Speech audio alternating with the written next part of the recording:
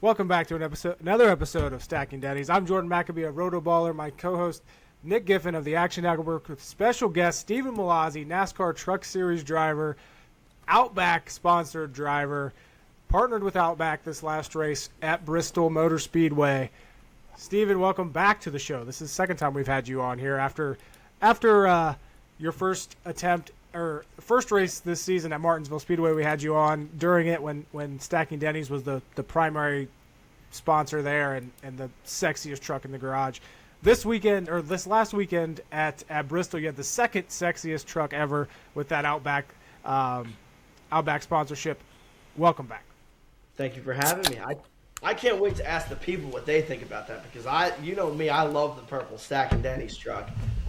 But also the Outback truck is pretty sexy too. So I think this year we've had two of the 5 best paint schemes in all of the truck series. So that's a pretty cool, I mean, that's something to hang your hat on, right? Oh, I 100% agree with that. That purple was so good looking. And then what beats the classic Outback look? I love it. I had to get Outback merch. I got this is more than just the one shirt I got. I got 2 shirts, got a bunch of stickers, all that stuff. So let's go. I got the stickers on my laptop right now. They are much bigger than I expected them to be. They are pretty big. But I got the truck one on the back of my laptop and the nameplate one on the back of my laptop. So I love them. I think Julie, borderline unique. She's the girl who does my merch. She does a great job with it, and I think it all came out like friggin' awesome. Mm-hmm. Yeah. So for those that haven't been following, your story and your NASCAR experience here, give us a kind of a recap of how you went from, making a truck series start at Martinsville to the partnership with Outback to, racing at Bristol. Give us the little recap there of how this all came about. Yeah, so I guess we don't really have to start at the very, very beginning. I think we can kind of start at like this year's beginning. So I ended up making a start in Martinsville this year with obviously the support of Stacking Dennys. And actually most of the sponsors I had from that race were people from the NASCAR gambling community. I had done a bunch of DFS stuff. Like another guy who hopped on board was Ryan Stevens, win the race. Great guy too. And the community basically all came together and said, let's put Stephen Mallozzi in a truck at Martinsville. And I had thought that Mid-Ohio was going to be it. So to get back in at Martinsville with the support of a group of people that I had been working with and working for a long time was pretty sweet. And the way I actually met Nick Giffen was when I was at Virginia. I got a job more of like an internship with the Action Network. I had met Chad Millman, who's the CEO, and I called him one day and I was like, hey, can I get a job doing some NASCAR fantasy stuff? And voila, that's how we meet Nick Giffen. So sponsors the truck at Martinsville. We kind of keep moving forward. Martinsville gets rain delayed, like miserably rain delayed. It is probably over around 12:15. Jordan, you were there, right? Yeah, it was a late night for sure. Yeah, it was probably 12:15, 12:30. The race ends. I got my ass kicked. I mean, I had a great time, and actually, we were not. I don't even think we were really a bottom 5 truck. I think we were in the top 30 for a lot of the race, and we were fighting for the dog, and the rain just kept coming on and off and on and off. Finally, we lose a battery. We finish last, 12:30. Brutal time. Drive 3 hours back to my apartment in Charlottesville. Get back in around 3:30. Crash. Don't even change. Like race-worn underwear. It's gross. It's stinky. It's horrible. I pass out in bed. And I wake up the next morning, 10:30, shower, hop in, put on the Outback uniform, and I head into work. And I'm working that day, and I'm kind of like, this is ridiculous. Like, here I am yesterday. I was at a NASCAR race on TV, racing around an oval at 100 and something miles an hour. And today, here I am dropping off blooming onions for people. I'm like, that is absolutely crazy. And I'm telling you, there's no story in sports really like it right now. And if you think about all the other people who are athletes, if they have a job, most of them are race car drivers because honestly, most athletes in other sports don't need to have another job. But if they have another job, a lot of times it's in racing itself. Yep. So here I am serving blooming onions like, what the hell? I feel like people should know this story. So I wrote a beautifully crafted tweet, took a picture from Martinsville in that sexy Stacking Dennys truck, and then took a picture of me in front of a sign at the Outback that I was working at. And I start working, so like I don't have Twitter notifications on my phone ever. It's way too much to handle, and it really it's a lot of tweets that I get in a given day. But I look back at my phone mid-shift, and I'm like, holy crap, this thing has blown the frick up. So during my dinner break, I decide to find the Outback marketing director's Twitter. Shoot her a tweet. She sees it. She loves it. Sends it down the chain of command. My boss tells me, like, hey, Outback noticed you. I'm like, holy crap. We start working on a deal. And before you know it, in September, we ended up racing at Bristol with Outback Steakhouse. That's like the short. I think that's a short version of what is probably a 37.5-minute story. Right. Just absolutely ridiculous. Like, yeah. To think about, it shows. I know, like, a lot of people like to shit on social media, but this shows the power of social media as well. This shows the good side of it, because without that, you would have never been recognized by Outback or anybody there. Yeah. Yeah. And one thing I thought was interesting. So let me jump in here. One thing I thought was interesting, that tweet you crafted, like you said, that beautifully worded tweet you crafted. It's pinned to your profile right now. I'm looking at it. 658,000 impressions. Now, my most impressions tweet came when a Stacking Dennys listener won $1 million on a top 10 parlay for last year's Daytona playoff cutoff race. Only 257,000 impressions for somebody winning $1 million. That's yours has done more than double that. So that is a lot of eyeballs that Outback Steakhouse got there from just that one tweet. That doesn't count everything else that has come since.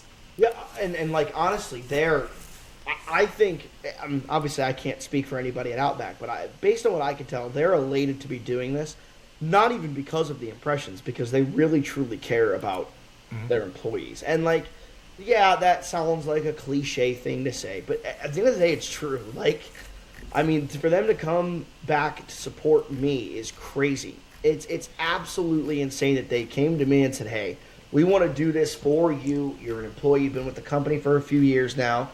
It's a cool thing that you're doing. It's part of your life. It's part of your story, and we care enough to do this for you.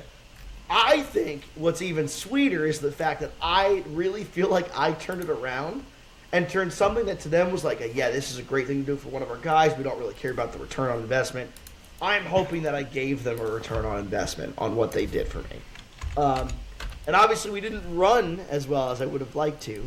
But at the end of the day, the amount of press we got is through the roof. I mean, Sports Illustrated, Fox Sports, Toby Christie, like all these news outlets posted about us. I mean, Bob Pockers tweeted about it. Clinton Boyer tweeted about it. We got on Barstool. I mean, it's absolutely crazy. I mean, interview with Kenny Wallace. Kenny Wallace, by the way, might be my all-time favorite race car driver to talk to. I love him. People have compared me to Kenny Wallace a lot, and until I talked to him, I didn't realize how accurate of a comparison it really was. I don't know if that's a good thing or not. I'll take it. Kenny Wallace made a career off being a funny, likable guy. I'll take that. If that's what it takes to make it, I don't need to be the best race car driver in the garage. I just got to be one who gets gets people to back me enough to go to the racetrack. That's all I need. So I think it's absolutely crazy that this is what happened. And I think now I've had 4 tweets go over 500,000 impressions, which is absolutely bonkers. That is totally crazy to think about for me. And it's a sweet deal, like it totally changed my brand image. People know who I am now. And granted, it's because I'm associated and affiliated with Outback Steakhouse, but that's badass that's how it ended up happening. So, yeah. Obviously, you didn't get the result that you would have liked there, but how you feel after your effort there at Bristol? How's the mindset? Because I know I talked to you, heading into the track, and you were worried. You were not worried, but I believe you said you were scared shitless. to go make a lap around that track. That is a term that I used. And honestly, to be frank, I'm very disappointed. I feel very discouraged about the way that race went. I was hoping for more. And at the end of the day, what we went to do was to run laps and learn, and I think we did that. I think we learned a lot. But also, when you get lapped that many times, it's a discouraging thing to happen on a racetrack. And there's a lot of circumstances that go into that, right? We were probably the, budget race team. We're just doing our best to make laps. And by the way, never in my life would I understate what Josh Rayum and all those guys at RBR and AM Racing have done for my career. I cannot overstate that enough. But at the end of the day, you have to recognize that, they are what they are. And that's their goal, is to make laps and help drivers get experience. And one of the things that really upset me is Josh, when we had talked, was disappointed with how he felt like he had done. And what he had done with the team and the trucks. And I'm like, Josh, man, listen, you should never feel disappointed. I mean, you have literally made my dreams come true. And if there's anything I can do to ever repay you for that, you let me know. And I never expected to get this far, but 8 laps down was a little excessive. That's a friggin' beatdown. That is people tweeted at me to get off the damn track level beatdown. And that really sucks. That stings. At the end of the day, though, I'm living my dream. I got to do appearances at Outback Steakhouse. I got a great fire suit. I got a great-looking race truck. And for the rest of my life, I will be able to tell my kids that Outback Steakhouse sponsored me in a real NASCAR race, which is pretty cool. It's cool. And, I don't think there was any disillusion of what you were going to do here. I don't think you were sitting here planning on putting it in the top 10 or 20 or, potentially 20 if there was chaos. Bristol always has chaos, but I don't think in terms of top 20 on speed, you know what I mean? And the places you've raced so far in the Truck Series is last year Mid-Ohio Road Course, 2 shorter, flatter tracks at Martinsville and Gateway.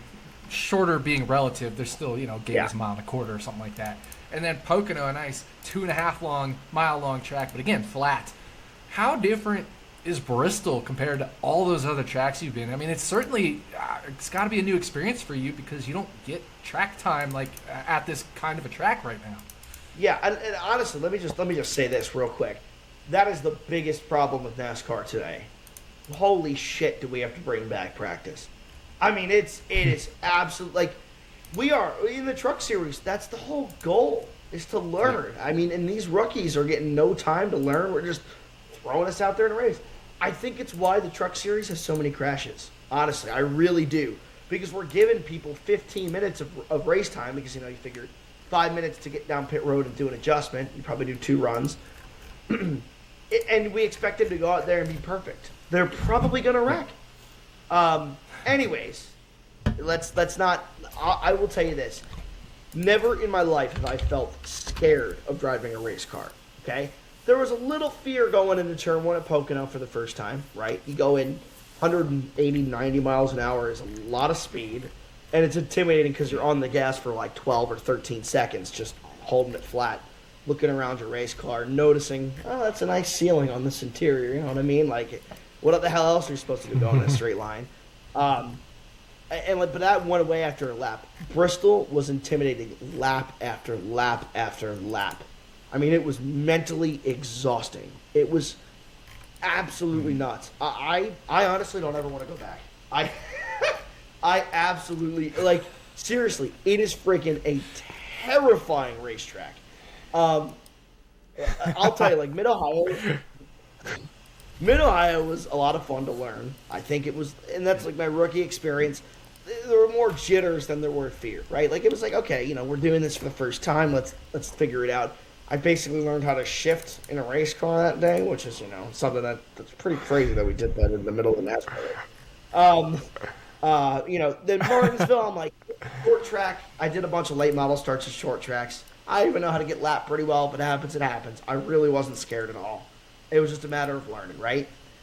Gateway was a little intimidating at first. Went away pretty quickly. Did plenty of sim time. I was like, this is not that bad. I think I'll be fine. And really, I was more frustrated about the battery than anything else. And like I had confidence going into the race because we were, I think, 30th on the speed charts, which was better than 4 or 5 trucks, and that's great. That's what I hope to do with an RBR truck. Pocono, little terrifying at first, but went away very quickly. And then it was just actually such a fun racetrack. I loved Pocono. Yeah. And then last but not least is Bristol. Bristol, I felt like I was on edge constantly. I mean, it's just constant. And not only do you feel like you're on edge constantly, but if you're slow, you're getting passed constantly. Mm-hmm. And those are really bad combinations of shit that you don't want to happen. So, so to conclude, to wrap up and summarize the question that was asked to me, how do I feel after Bristol? A little disappointed with the way it went. Bristol scares me shitless still. I feel like I learned a lot, which was the goal going in. And I look forward to doing 2 things, one of which would be to run a super speedway, and the other of which would be to go to the same track twice to see if we can really get better. Yeah. I think those are 2 great goals. On the scared shitless level of shit scaring, how scared shit do you think you would be of a super speedway that first time, that first lap? Probably not as bad as Bristol, honestly, right? I don't think it could be. I'm not. I don't think I'm afraid of speed. I think I'm afraid of being an accident. Like, not of crashing. Like, hitting the wall I don't think scares me. I think being an accident scares me. Like, oh no, Corey Heim, who's in the playoffs, is going around me on the outside. Please, for the love of God, don't get loose and wreck him. Like, that's what it is at a track like Bristol. And you're so on edge all the time.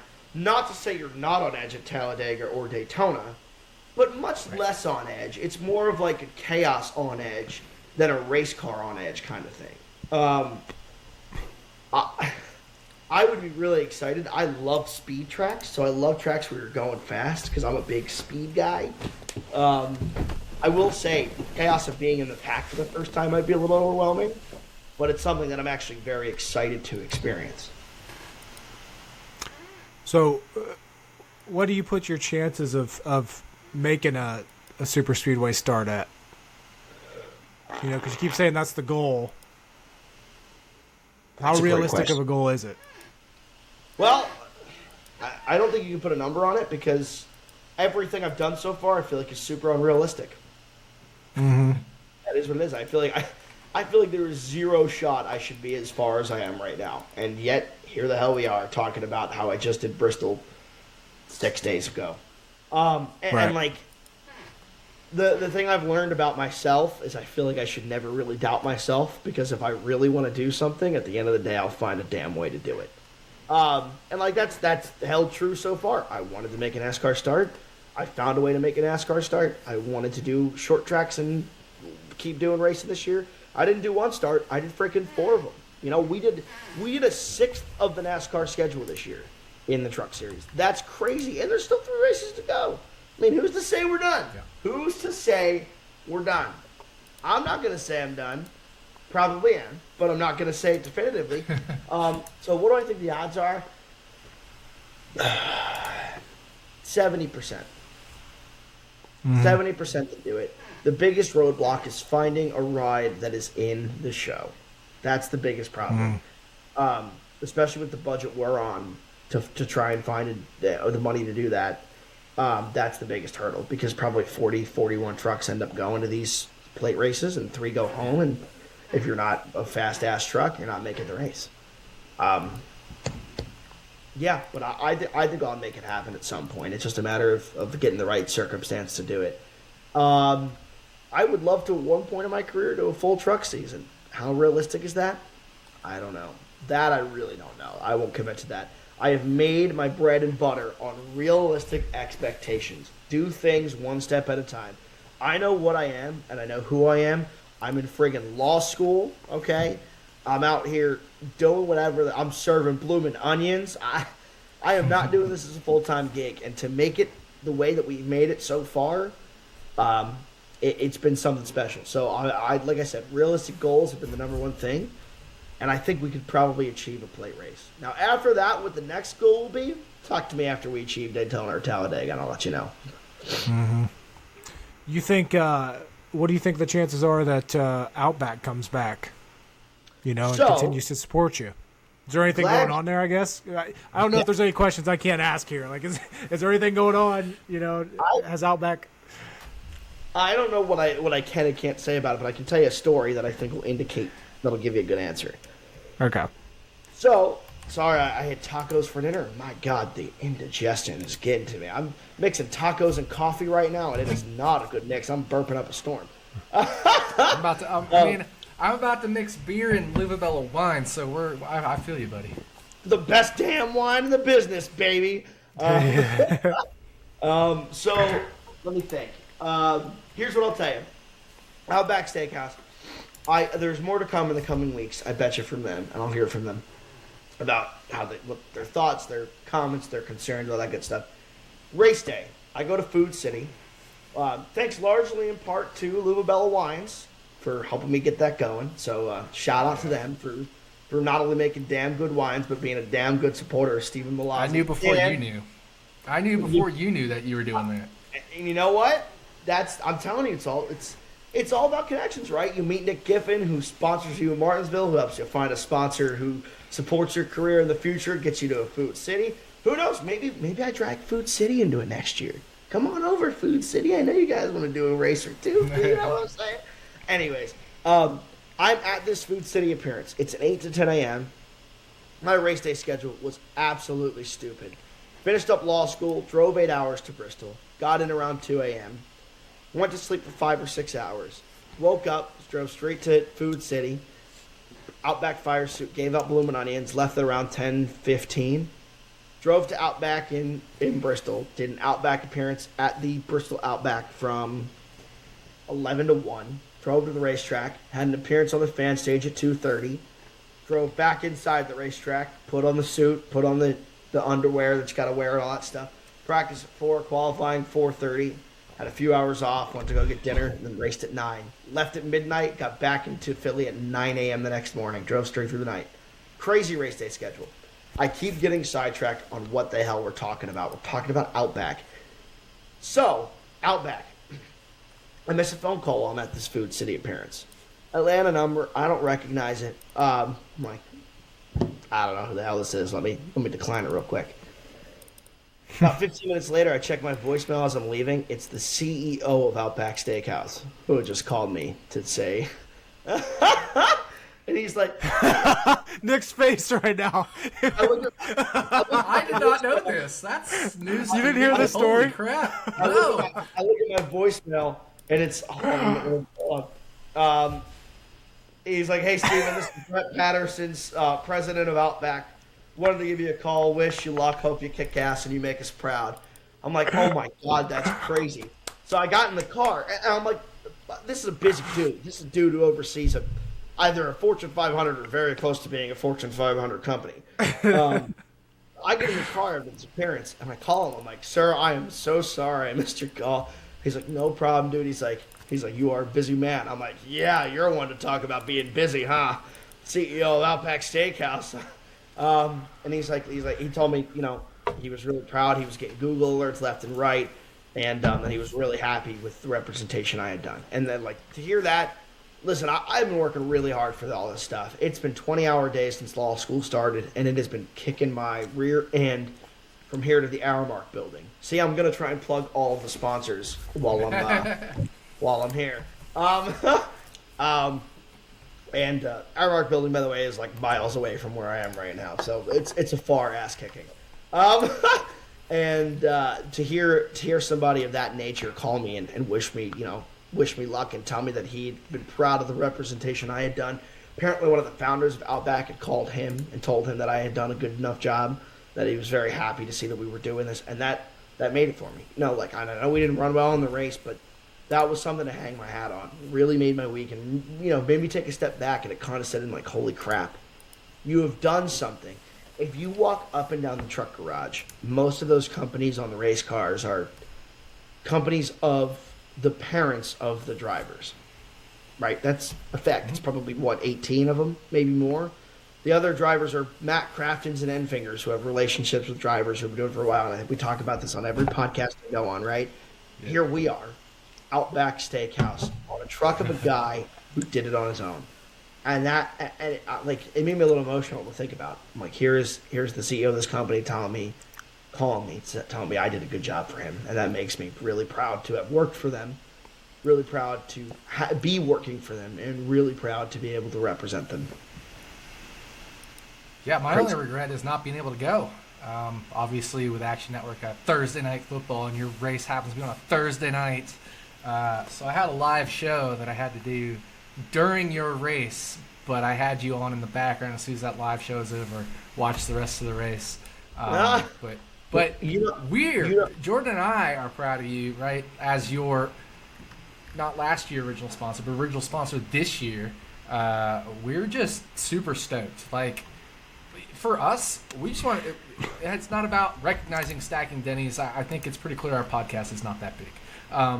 Right. But for just like you have realistic expectations about what you're going to do on track, we have realistic expectations about our podcast. We're doing this because we like doing it. And that's kind of like you with truck racing. You're doing it because you like doing it. You want to do it when you can. And we're just so excited that we're in any way able to help facilitate that. And then, we got Stacking Dennys on an Outback fire suit. How cool is that? Yeah. So, and on an Outback truck. Yeah, that thing's going to be in a Hall of Fame one day, I promise you. That is going to be a historic fire suit. No, and I say this to everyone. So my original sponsor was Comp Kart, go-kart company that I raced for years. My Martinsville sponsor was Stacking Dennys, and win the race, and all those gambling people who have helped me, do this throughout my career, and people that I just build relationships with, and that means a lot to me. St. Louis was Aramark, which is my dad's company, which was really cool to do, and it was more of a thank you thing than anything else. But obviously, they've helped make my racing career happen. They've signed my dad's paycheck since 2007. So without that happening, we don't really have a racing career to begin with because we never make it through go-karts. That's that was a really cool thing for us to do. And then we had GreatPoconoHomes.com in Pocono. That might be my favorite earning sponsor story because, we actually had a sponsor bail out the week before the race. And I literally drove into Pocono on Tuesday, 3 days before race day as a last-ditch effort.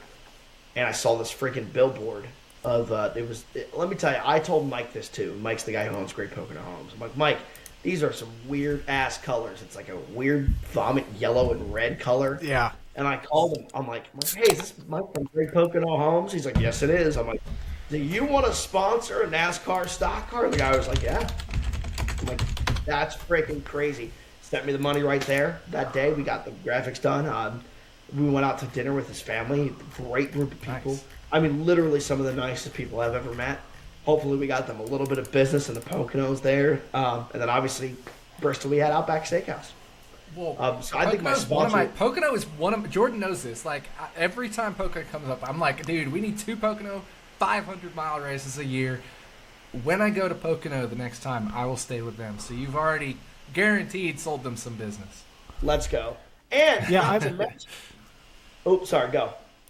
I'm genuinely curious how much business you've drummed up for Outback Steakhouse, because I know I've seen plenty of tweets of people eating at Outback Steakhouse, and obviously it's a drop in the bucket compared to what they do overall for a year, but it's still a significant number, the amount of people that have eaten at Outback Steakhouse just because of you.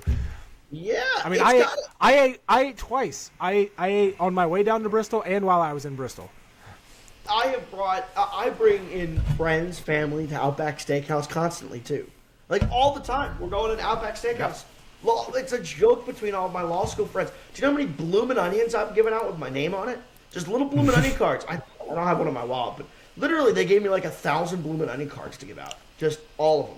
I'm handing out bloomin' onions to people. I guarantee you all those people would not go into Outback, or maybe a few of them would not have gone into Outback without the free bloomin' onion promotion. That's how, we're just driving in business. It ain't as big as Bloomin' Mondays, but it's doing something. It's getting people in the door, and that's the goal. And and even on Twitter, I probably see 7 or 8 tweets a week directed at me that say something along the lines of, "Hey Outback, thanks for supporting driver Mallozzi. I'm at Outback to celebrate your support." I was one of those leading up to the race, so I went that week. Yeah. And I wrote. Not only did I write on the receipt, I wrote a fucking novel for the waiters and waitresses. I said, "Your truck is running on Thursday night at this time. Make sure you put it on the TV because it is like I literally on the receipt. I mean, my receipt was like this long, because I ordered a bunch of stuff and it was really good. And I literally wrote a novel to like, you have to support your guy on Thursday night. And then obviously Thursday night comes around, I have to Uber Eats Outback, so I get it Uber Eats at my place and." I'm literally, before I go on my NFL show, I'm scarfing down steak and lobster. That's like my go-to at Outback is the surf and turf. But scarfing down some surf and turf, and then do my halftime show, and then halftime show finish it up while I finish up the surf and turf while I watch you race at Bristol. Yeah. I mean, it is. I'm telling you, it is crazy to me. And I've talked to some of my old bosses. There have been people who have come in and been like, "Hey, does the NASCAR driver still work here?" Mm-hmm. And I'm like, "That's crazy." At the Charlottesville one? What's up? At the Charlottesville one? Both, even at the Deptford one. And I'm like, that's insane. That is absolutely crazy to me. That is something that is foreseen. And it's a shame because actually for the next 6 months, I can't work. I can't do any shifts at Outback. It's part of Temple's law school policy. They don't let you have a job during your 1L fall semester, which kind of stinks. But I still have a job. I know I've talked to a bunch of people. I still have a job when I can go back. I totally plan on picking that back up. I love working for Outback. I love Outback Steakhouse. You need to for a little bit of time, just so I can come see you in Outback. Even if it's a guest appearance at the Charlottesville Outback, when I go back to... I'm from Charlottesville, Virginia. You know that. So I do. When I go back to Charlottesville, Virginia for maybe next summer or something, I don't know. You gotta do like a guest shift or something like that so I can get Mallozzi served.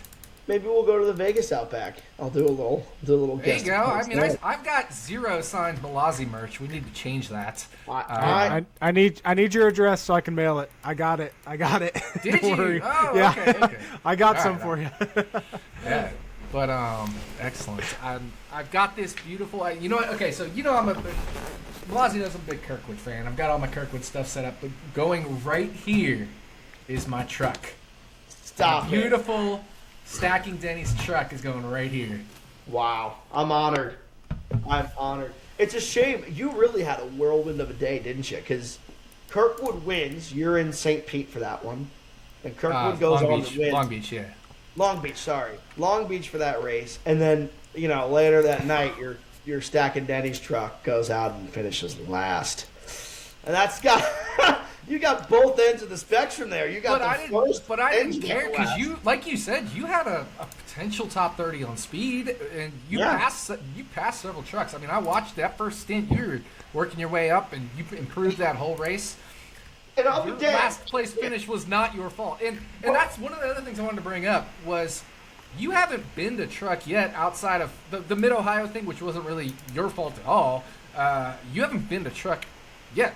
And that's huge for somebody, of of your limited starts and small budget team. That's huge that you're just completing all these laps, batteries aside. Yeah, and let me say this. Of course, Martin, 2 things. One, of course, Martinsville is the second truck race in NASCAR history where everybody friggin' finishes, right? That never happened. Of course, Martinsville in April, one of the 5 races that I get to do in my career where that happens. Second thing I'll say, I think every driver at some point needs to grow up in racing the way that I did. And here's why. All the shit we see, all the chaos and disaster and stupidity, I don't do that shit because if I crash a truck, guess who pays for it? You. And let's be honest. I don't really have enough money to do that. That would be. I remember the conversations we had about Martinsville, and if you wreck the truck, what that's going to cost you, and what collateral and all that stuff. I mean, we've talked about it. I knew what your situation was going into Martinsville, and you. Let's be real. You may not have the most speed on the track, and you probably don't have the most talent on the track. No offense, but but he straight up pieces out. I love it. We've had our first guest walk off. No, I don't think Mallozzi's sitting here blowing smoke up anybody's ass about being the most talented driver in the truck series, but we'll give him second most talented at least, behind Zane and Corey are pretty good. But I think I'm top 7. I mean, the whole point is like, you're taking care of your equipment and you're completing laps and learning, which is exactly what you're supposed to be doing. Yeah, and like it's the same problem I discuss everywhere I go. I'm telling you right now, I'll do it. I'm gonna say what I'm gonna say, and I'm not gonna regret this because it's true and it really pissed me off at Bristol. There are two things I'm gonna say. One, these kids drive like this because they know that their parents are gonna sign the checks to fix the trucks when they're done. A great example of this is a certain driver walked up to me and asked me after practice if I had a spotter or if I was just an idiot.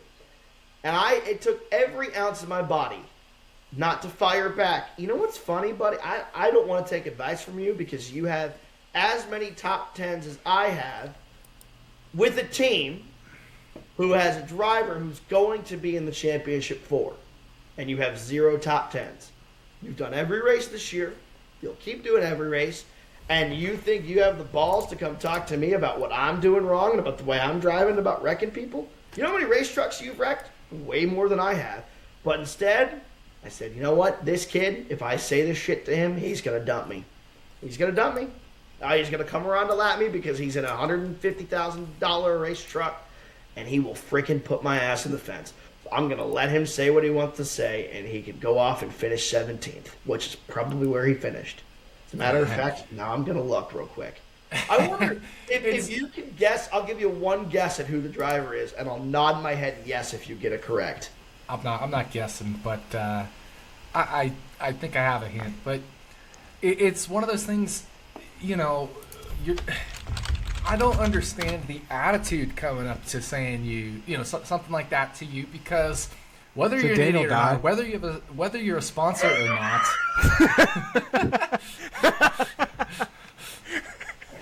Oh shit! 21st is where he ended up.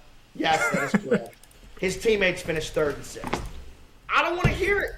I'm sorry. If you put me in that truck, I bet you I could go finish 21st. I'm done talking shit about my competitors, but it does piss me the hell off. That really rubbed me the wrong way. And you're not out there doing these things on purpose. You're not out there trying to mess with anybody. You're just trying to get your learning experience, complete your laps, and if he could just talk to you constructively, it would be a lot better, right? Like I think that's the way. There's no reason for the and this is coming from an outsider. I don't drive race cars. I never have. I've driven a race car once, and that was for my bachelor party, and I'm since divorced, so that's how that's gone. I'm not laughing at that. I'm laughing. It was funny. It was just funny. But the point is, like, how are we gonna, like, nothing comes from just getting pissed off at you and yelling at you and telling you you're stupid. Yeah. It's not constructive. If you want to be able to deal with Mallozzi in the race, just come up to him and say, hey, why don't we talk about this and have a constructive conversation. But that's just me. I don't know. Especially after practice. Like it just came across as so dickish. And I'm like, dude, and he's like complaining about how he can't get around me. I'm like, dude, you can't get around me when I'm 1.1 seconds off the pace. Maybe you got to do something different. I'm like, come on. Like, what the hell are we talking about? Listen, I try my best to keep my mouth shut when it comes to my fellow competitors because almost all of them have more experience in racetracks than I do. But there's only so much I can take. I mean, the other 2 trucks were in the top 6. You ran 21st. So I do have a comment here. You mentioned, not wanting to wreck anybody. Keep your equipment clean. I believe you did stay on the radio that you were going to wreck somebody during that race. You know me, I'm going to keep it real here. I'm going to keep it real here. I will say a little different situation, but very good point. Very good point. I got so much shit for that on Twitter. By the way, you did. I did not. I was hot in the moment. I made a comment on the radio. Most race car drivers don't follow through with that. They don't do it because the cooler heads prevail, right? And I actually, if you actually watch, you'll never find it, but during that caution, I actually drove right up to Timmy, got on his bumper, and did give him a little love tap. Gave him a little drop into neutral and let it rev, so you know that I'm fucking pissed. I went over to his hauler after the race, and actually I shouldn't have just dropped the F-bomb. I think I'm not supposed to drop F-bombs anymore, but who cares? Is that part of the contract, or are you just worried about fucking saying fuck on stacking fucking Dennys? Just trying to clean up the image. I've been known to have a potty mouth. So I drove, I walked over to Timmy's hole after the race. I'm like, hey, I want to be honest with you. Like, I did not. By the way, if you watch the replay, this you can find. We almost destroyed Nick Sanchez. And I would have felt horrible about that. Because the whole night, here I am, keeping it on the bottom, nice and clean, getting left. When he passed me, go around me. I'm staying on the bottom. Made it clear that's where I'm staying. I didn't budge. I didn't move. I kept it nice and tight. Go around me. The 56 truck slams me. Moves me up the racetrack right into Sanchez coming to the end of stage one. Maybe it was one or two. And I was not freaking happy about it. I went over and I talked to him and I came in and I said that. I'm like, hey, and the reason why I was so pissed about it is not because I got moved. It was because of who it was. And like at the end of the day, out of all the people in that garage, I expect to understand the position I was in as a driver. Timmy would be probably the leader, right? Timmy has done nothing but outperform equipment his whole career, but he has been in some dog shit race cars, and he always keeps them clean. That is how he's made his career. And I have nothing but the utmost respect for Timmy Hill. And like I went in there and I'm like, hey, I don't know, I did not appreciate that. And he was super apologetic, and he said he did not mean to do that. He's like, the car behind him got into him big time, and that's what caused me to move. And that's why I didn't wreck him, because I wanted to give him a chance to justify what he had done. And at the end of the day, it really is in racing, no harm, no foul. Our bumper was a little caved in, but we didn't end up taking anybody out. We didn't end up getting any damage. It was just a racing deal. And he was apologetic about it, and I felt bad for saying it.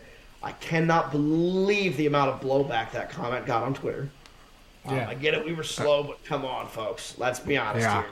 And I like I said, it's not an all talk, no game kind of thing, right? If I had walked into Timmy's trailer and he had said, nah, F this kid, you suck. You're terrible. Get out of my way. Right. I would have gone and probably moved him next race. Like, I would have. I don't give a shit. What people don't realize is I'm doing this on a per race basis. I will not get many chances to pay it back. So if you want to F me and hurt my 1 to 7 chances on a race car a year, we're going to have a problem. We're going to have a problem. Sense. But he was like, yeah, man, I didn't mean to do it. He was super apologetic, and that's why I didn't overreact in the moment. I let him know I was displeased on the track by pulling up alongside him, and that was the end of that. But yes, Jordan, thank you for making me seem like a hypocrite. I'm curious though, like, so I wasn't making you seem like a hypocrite. I just had to bring it up. Kind of. You kind of were, but not really. No, it's obviously a different situation. Go ahead. The whole thing about a certain driver in the truck series, about that whole situation that we were just talking about, that's my whine about it, for what it's worth. That is my. Yeah. I probably won't end up being able to stay for much longer, but that was my portion of whine about it, of something that really pissed me off in racing that I wanted to whine about. Lubabella Winery, the best damn wine. I just got one more. Obviously, you said you don't have too much longer here, but yeah, because I got to do some law school readings, Nick. You've done four truck races this year. Did one last year. You've gotten talked to Timmy Hill, which is already makes me starstruck because I love Timmy Hill. Do any of the bigger time drivers come talk to you? The truck drivers, do they give you a little advice? Do you talk to any of them? Do you approach them? What is being such a small part-time driver? Yeah. What is that like for you when you're around all the Corey Haans, the Zane Smiths, the Matt Craftons, etc.? I had a brief conversation with Ross Chastain at Martinsville, which was pretty cool. Nice. Talked to Carson Hocevar a couple times. He actually DM'd me on Twitter and asked me for a bloomin' onion. I love that. That's pretty funny. That should go in NASCAR Chasm's, what is it, text to the winner or something, if you ever seen that? Yes. That's funny stuff. Yes. But, I mean, I've talked to a few drivers in the garage. I think that's been pretty cool. I talked to Zane before Bristol for a while. I asked him for some advice, and obviously, as a champion and arguably the most talented prospect up and coming in NASCAR at this point, you got to take his advice to heart, especially in the Truck Series. Sure. It's pretty weird to talk to these guys because just a couple years ago they were heroes to me, and now they're just competitors, and it's really weird. It is really a bizarre thing. So, yeah, pretty crazy. It's crazy. Well, you're a hero to me, so. Oh, Nick, stop it! I'm blushing. Turn a little red. I've literally never met you in person. We got to change that. Nick, at some point in the next 2 years, I will be in Las Vegas. That is a promise. Okay, right. So I will make it happen, no matter what happens. I need to get myself out to Vegas. Put it all on 22 black, baby. There you go, 22. I heard Jordan was hitting the tables at Bristol Casino nearby and throwing everything on 22. Oh, baby. Yeah, it was funny because I texted you guys like when I got there because I was letting you know Steve Letarte and Jeff Burton were there, and literally as I texted you or as Steven responded, 22 hit. I'm like, you got to be kidding me. But I will say that casino, I know they're building a new one right now where that's at, but that is the smallest casino I've ever been in my life. Wow. Like, it takes 42 seconds to walk around the whole thing. It was that's why I couldn't believe when I walked in and Letarte and Burton were there. I'm like, I've been to a smaller casino. Really? Well, yeah, I live in Vegas, and there's all these tiny ones here. Yeah. but this is like, yeah. The Sunoco gas station, about a block and a half from me in North Philly, has 3 slot machines. I feel like that's a pretty small, They got Buffalo Wild too in that son of a bitch. So I mean, I'm heading over there after this. Oh, that's awesome. Yeah. All right. Well, yeah. We'll let you go. You enjoy your law school readings. Thanks for joining. That was Stephen Mallozzi's RotoBaller whine about it, whining about competitors in the Truck Series, but only certain ones. I forget. What was that? I said, Jordan, which competitor am I whining about? You should say his name again. Goodness. I'm staying out of this one. Nah, we all know. We all know. I guarantee you, listen, who knows? Maybe Stacking Dennys is going to blow up this week. Outback Steakhouse driver Stephen Mallozzi on Stacking Dennys. And maybe somebody will show Daniel, and maybe he'll know that I'm freaking pissed that his dad owns 12 car dealerships in the Daytona Beach area, and that's why he can race. My dad owned that many car dealerships in the Daytona Beach area. Maybe I'd be friggin' racing in a GMS truck finishing 21st too. Whine about it. That's it, baby.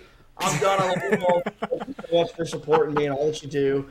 Obviously, at Outback Steakhouse. Outback Steakhouse. Love Outback Steakhouse. Everybody who's been there. Can't say thanks enough, and I look forward to the next one.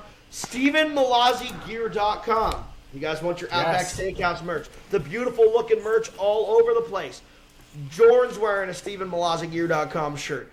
Nick's wearing a StephenMallozzi.com gear shirt and hat. I am not wearing one. This is an RBR hoodie that I just really, really like. But I do have now 4 shirts that I'm about to get myself. StephenMallozziGear.com. I love you both. Thank you for having me on. We'll do it again soon. We love you too. Peace. All right. That was solid. That was wild. Yeah. We got to talk about the NASCAR Cup Series now after talking about the Truck Series here for a while. And Bristol. Denny Hamlin, your boy Denny Hamlin gets it done. Wins the 3rd race in the first round of 16. And our playoff field is cut. Bubba Wallace makes it through. Surprisingly, Truex, which we talked about these last 2 weeks, we have talked about if Truex has issues at Kansas, he's not good at Bristol, and guess what happened? He had issues at Kansas. He's not good at Bristol. He finished 19th. But as you said last week, all it takes is one or two drivers to have issues. Joey Logano, Kevin Harvick, both having issues at Kevin Bristol. LaHarvick. Kevin LaHarvick. Joey Logano and Kevin LaHarvick. Yeah, both of those guys eliminated. As you call it, like this was your thing. Joey Logano is going to be out first round. That just happened. The first time ever defending champion of the series is out after in the first round of the playoffs. Logano, Harvick, Stenhouse, McDowell out. Bubba Wallace, Ryan Blaney, Keselowski, Chastain, currently the bottom four. Reddick, Bell, Kyle Busch, Buescher, Larson, Hamlin, Truex, Byron, top 8. And we will get to this round of 12 and talking about that. I consider to be the toughest round of these playoffs and the most unpredictable by far. But first, we're going to talk a little bit about Bristol. I don't have a lot to say because I'm going to be honest with you. I did not watch the race. I had to work that night, and I just never got to it. This whole week has been insane for me. But as I said, Denny Hamlin, victory lane. Kyle Larson finishes second after starting dead last. And Christopher Bell, starting from the pole, his third straight pole, had a decent race. I think he finished top 5, if I remember right.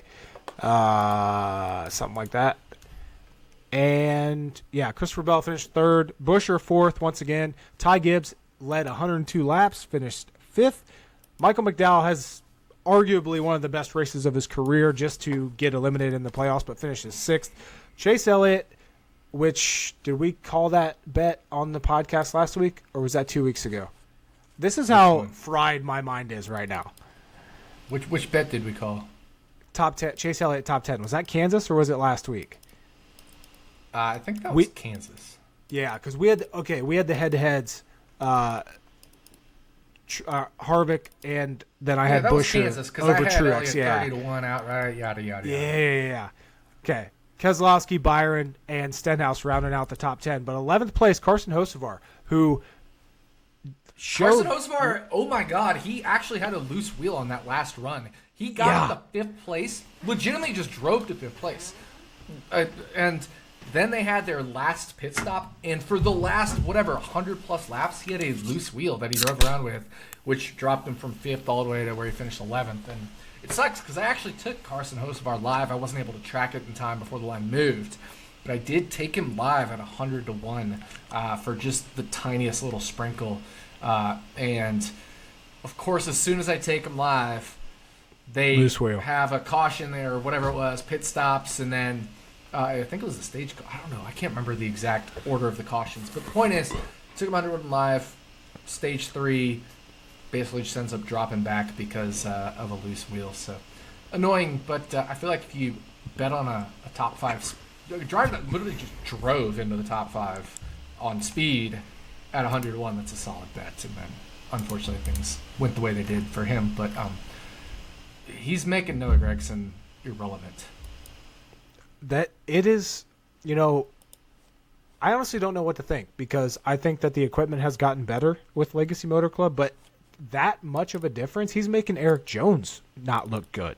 Like, Hocevar is, from what we've seen so far in his Cup, Eric Jones has finished ahead of him in 2 of the 3 races, so I don't know about that. But I understand. But for what we've seen out of those cars and having such a difference this year, for the the equipment part of it, I feel like there's not much of a gap there. You know what I mean? I think there is. I mean, Eric Jones has, if we sum up his finishes, 37 divided by 3, an average finish of 12.3. Carson Hocevar has only 1 finish inside the top 12 and it's 11th. So, Still got to give the nod to Eric Jones quite a bit. And obviously finish doesn't tell everything, but I mean, Eric Jones was legitimately running top 5 or 6 at Kansas, always runs great at Darlington. So he's outrun his teammate in 2 of the 3 races. So I think, I don't think it makes Eric Jones look bad, but it does show that legacy has improved. But I think really it's just an indictment on Noah Gragson because, he had 1 or 2 top 20 finishes all year. and they were at a super speedway and a 20th at COTA. Like, come on. And even Jimmy Johnson's tweeting about how proud he was of Carson Hocevar. And remember that, like, Carson Hocevar is not going to be in a Legacy car next year. He probably won't even, because Legacy is moving to Toyota, he won't even be in the same manufacturer most likely next year. I mean, all indications are he's going to be in that number 77 Spire car. So for Jimmy to even keep tweeting that, I mean, that's even a worse outlook for Noah Gragson, who, by the way, has been reinstated by NASCAR after his indefinite suspension. Mm-hmm. And I honestly, like, I can't believe, and this could just be my ignorance, you know, like me not paying much attention to trucks or anything. I can't believe Hocevar is that good. Are you surprised at all? He's awesome in trucks. There's been so many races. He's Ross Chastain 2.0. Don't tell me that. Don't tell me that. The dude is really good. He's really good, but he also makes a lot of mistakes. He's not in the best equipment, and he's super aggressive. And I'm very annoyed with Carson Hocevar for several right rear hooks that he has done. Mm-hmm. He did one at Mallozzi's rain race at Martinsville. He did one there. He did one at IRP last year. There's at least one more that he's done. He's learning to rein it in, and I think, honestly, these 3 Cup races, he has reined it in very well, and he has taken to heart that he needs to be better. How long that'll continue remains to be seen, but I will eventually get back on the Carson Hocevar train if he continues to prove he is not losing his temper and getting unnecessarily aggressive and things like that. I like racing aggression, like where you're making an aggressive move. I don't like aggression in the form of retaliation, stupidity type aggression. Mm-hmm. One thing you mentioned there, news broke this last week. BJ McLeod, Live Fast Motorsports, selling their charter to Spire Motorsports, who is expanding to 3 teams next year. Mm-hmm. An alliance with Trackhouse Racing there. All indications say that it's probably going to be it's going to be Hocevar, right? Yeah. So Zane is going to be in that third car. Zane Smith's going to be in the third. Yeah. Yeah. And then I think Hocevar, all indications are Hocevar will be in that second car. It's not official or anything like that, but the 77. Those are the indications. We're reading the tea leaves. Yeah. So basically, I guess, is Spire suddenly going to be even more competitive, I guess? Yes. There's a lot of talk, and obviously as an IndyCar fan I know this, but the Spire is being sponsored by Gainbridge right now. Gainbridge is the primary sponsor on Colton Herta in IndyCar, which, of course, Michael Andretti Autosport, teammate to Kyle Kirkwood, is in IndyCar series. So Michael Andretti Autosport, primary sponsor is Gainbridge on Colton Herta's car. There's talk that there could be an alliance with Andretti coming into NASCAR, partnering with Spire to enter the sport. And I think it makes a lot of sense with Trackhouse as well, and that's hence that Gainbridge sponsorship. There's a lot of rumors. Andretti Global, they also just rebranded to Andretti Global. They have an IndyCar team, right? They have all teams in all sorts of series. They're trying to get into Formula One, although that's been a pain in the ass and hasn't worked out for them. But the global idea, they're looking to expand and get into everywhere. And I wouldn't be shocked if Michael Andretti ends up as a NASCAR owner in the near future. And I think this Gainbridge partnership is part of that, partnering with Spire. So maybe Spire, looking to grow, becomes Spire Andretti going forward, or something as part of like the NASCAR side of things for Andretti Global. Yeah, so I know I was I feel like people were a little surprised when Corey LaJoie re-signed with Spire in a multi-year deal earlier this season because, he's been one of the drivers where it's like if he could just get in a good ride, then all of a sudden he re-signs, multiple years with Spire. It's like, okay, he either knows something we don't, which clearly was obviously what actually happened, or he's just stuck and has nowhere to go. But that'll be really interesting to watch, just how good Spire will be. Obviously, the Trackhouse alliance is gonna help, and as is everything else going on there. We could I don't know if we're gonna sit there and say we're gonna see Spire Motorsports in Victory Lane, but that is with this charter system. I feel like the charter system did what it's intended to do with this sale. Correct? $40 million. McLeod and whoever else owned that. It did exactly as it was supposed to do. They got the value out of it that they were supposed to do. Yep. They didn't. They now have the money to improve their Xfinity rides and everything else, while getting out of Cup and making Cup more competitive. Yeah. It's really a win-win for everybody. I agree. I think it's a win-win for everybody. And I have seen tweets and things from smaller teams saying, well, this is squeezing the smaller teams out. And it is. 100% it is. But at the same time, those smaller teams are not barred from racing in NASCAR. They can race as an open team. And right now, there are 4 open spots. We can have up to 40 cars per race. Outside of the super speedways, nobody, maybe the occasional a few road courses, nobody's competing in these other races. There's 36 cars every race, unless it's a road course or a super speedway. So, I don't really have an issue with it. It's squeezing the top teams from, or these small teams from competing in the Cup Series with a charter every single race, but they still have the opportunity to literally compete every single race.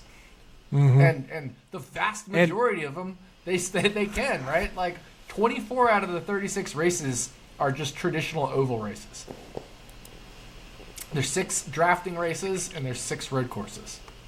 When it comes to, how did Corey LaJoie lead 48 laps at Bristol this past week? A little bit of pit strategy. So early on in the race, they decided not to take tires when others did, and so he led 46 laps. He almost won the stage. He was trying to hold off Christopher Bell for the Stage 1 win. Ended up finishing, I believe, second in Stage 1 there. But he had a really good car as well. I mean, he was a top 12, 15 car in practice. I think he started in the top 10. Another top 10 qualifying effort for that team. They're making gains. They're making gains. He didn't obviously have the results he wanted with the spin out and the crash, which took out Joey Logano. But Joey Logano, again, was not running great anyway. But the point is, Corey LaJoie, Spire, they're making gains. They're making progress.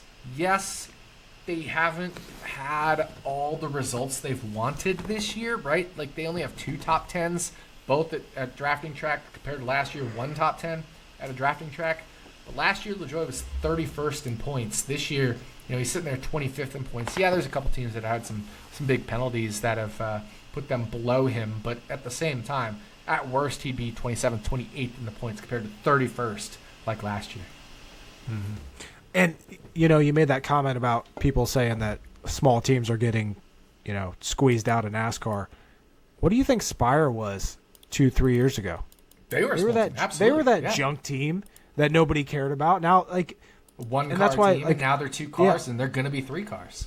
Exactly, and I'm going to commend NASCAR on this whole charter system again. It's working out like it's supposed to, and the charter system and the car are doing exactly what they intended it to do. Because all of a sudden, no, Spire Motorsports is not competing for legitimate wins, but they are in the conversation of getting better and making everything better. So, hats off to NASCAR for that. I'm going to, as much as I shit on NASCAR, I'm definitely gonna point out the good things and where we're at on that. Let's point out some bad things, because I got to whine about it, man. And here we go. That's going to get us into this week's Wine About It. Yep. What you got? I hear some furious typing. Yeah, that's going to get us into this week's Wine About It, presented by RotoBaller Wines. Again, I am drinking I shouldn't say again, but I am drinking the RotoBaller Reserve Collection Petite Syrah, and this is so good. I love red wines. I'm definitely a cab guy. This Petite Syrah is incredible. I'm not totally sure on what the difference is between a cab, a Petite Syrah, a Zinfandel, a Merlot, a whatever. This is fucking good. I love this wine. So, RotoBaller Wines, another A+ wine here. But my wine about Bristol especially is... So, Bristol years ago, was like a 30-something degree bank track. And all the racing was on the bottom. You'd have to knock the driver in front of you out of the way to pass them unless they had a horribly handling car, right? Like the classic Bristol everybody loved back in the 90s, early 2000s, late 2000s, and then for whatever reason they decided to change, reconfigure, change, whatever. Then they tried to change it back and blah, blah, blah. It's never been the same since. So NASCAR in the past couple of years has realized Bristol became a highline track. There was years they were just running the highline recently, and fans hated it. So what they do, they added PJ1 to the bottom. What that does, it makes it stickier, and you can run the bottom line. Well, all of a sudden, NASCAR says they're going to add PJ1 to the bottom line. So trucks, they added PJ1 before the weekend. Trucks run, which was a pretty bad race, as you mentioned. But then Xfinity ran. That was a really good race. And then they said they're going to add it before the truck race, add it back. And everybody on Twitter, everybody on NASCAR Twitter complained. Everybody. Literally everybody. Everybody on NASCAR Twitter complained. Except me. Maybe there's a few others, but you get the idea. If we did a good race poll on should PJ1 be added to the bottom line, it would have been 99% to 1%. No. But I was the yes. And I'm not saying I was right. I'm not bragging. My point was, let it race out. Right? Like, this is a 500-lap race. And the trucks and Xfinity combined ran 500 laps. So the Xfinity race was really good after 200 truck laps. And everybody had their practice, but they all have short practice sessions. None of that really matters. So stop acting like, well, the truck practice and the Xfinity practice and the truck race and the Xfinity race. The whole Xfinity race was good. It only took 200 laps to, buff out the PJ1. NASCAR did the right thing because otherwise it would have been a highline race the whole race. And this was a good race. You could pass if you needed to pass. You could run the high line. You could run the low line. The Cup race was really good. Yes, you were stuck to the bottom for the first 100 or so laps. Larson made that second line come in before the end of the first stage. That second line was coming in. If NASCAR had not put down PJ1, that would have been just a highline race the whole time, outside of maybe the first 100 laps where there's still some left over from the original application. They have done this enough to the point where they understand the applications of PJ1. They can measure certain things, and it's getting better and better. But that's not it. That's not it. It's not just the PJ1. I don't care about that. Stop complaining about the racing or the stuff, the decisions before anything happens. People complain about the decisions before anything happens. Another one, there was rain in the forecast. People are saying, just move the race to Sunday. Just move the race to Monday. I saw somebody complaining, move the race to Monday because there's rain in the forecast. Why aren't they running rain tires? Do you understand running rain tires at Bristol would be every single car wrecks, even with rain tires? Because Bristol is not, I understand Bristol's a short track. Bristol's not a short, flat track. It is a short, steeply banked, high speed for the size it is track. That's why we run the intermediate package there. We don't run the short track package there, the the high downforce, whatever. Low downforce, whatever. We run the intermediate package at Bristol. You cannot run rain tires at Bristol. Well, then if you don't run rain tires, postpone the race to Sunday, postpone the race to Monday, because there's no way we're getting this whole 500 laps in, especially not with a stoppage. We got all 500 laps in. Yeah, we had a stoppage, but it was for 10 or 15 minutes. We still, because NASCAR used the 1 hour window to start earlier, we still end up finishing earlier than we would have finished had we started on time, even with the little red flag period there. Stop complaining about NASCAR's decisions before things even play out. You don't know if you're right or wrong. Just let it play out and then provide the feedback. Then complain, because all you do is look dumb now if you complain beforehand and the opposite happened. Especially when it's different scenarios. Like, obviously we have precedent on this PJ1 and other... Well, even like rain. You don't have precedent with rain. Like, the forecast is the forecast, but we have seen this shit change all the time. If these meteorologists sit here and say there's a 100% chance of rain, there's still a chance that it's not going to rain, and we've seen it happen before. Like, if anything's true with NASCAR and weather, the opposite is at one point going to happen, what you expect. They could have a 2% chance of rain and it's going to downpour, you know? Yep, exactly.